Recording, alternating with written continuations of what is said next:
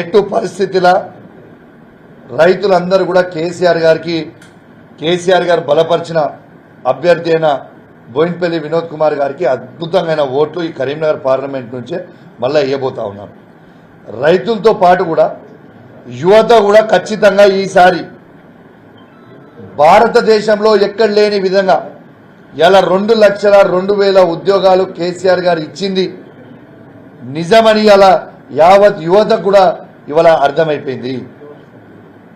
ఇవాళ ఆఖరికి కేసీఆర్ గారు ఇచ్చిన 30,000 ఉద్యోగాలు ఏవైతే మొత్తం రెడీ చేసి ఉండి అవి ఇవ్వాల్సినవి కూడా ఆ 30,000 ఉద్యోగాలు కూడా కేసీఆర్ గారు ఇచ్చినాయి.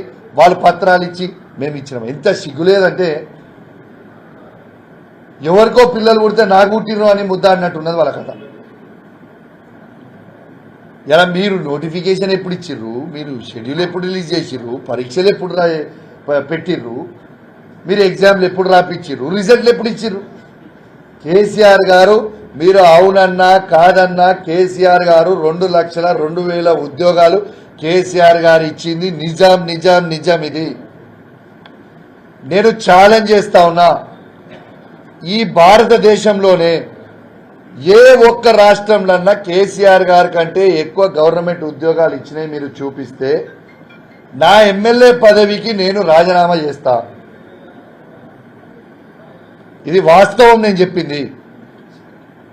మీరు దయచేసి ఖచ్చితంగా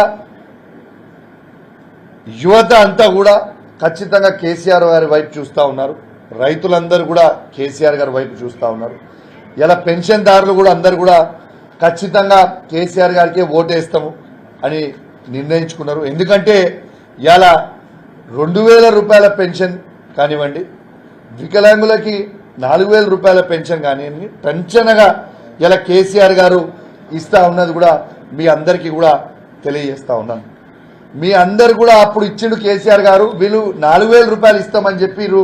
ఏడాది దాకా 100 రోజులు అయిపోయినాయి. 4,000 ఎక్కడ పోయినాయా? మీ 4,000 ఎక్కడ పోయినాయి? ఎందుకు వేస్తలేరు?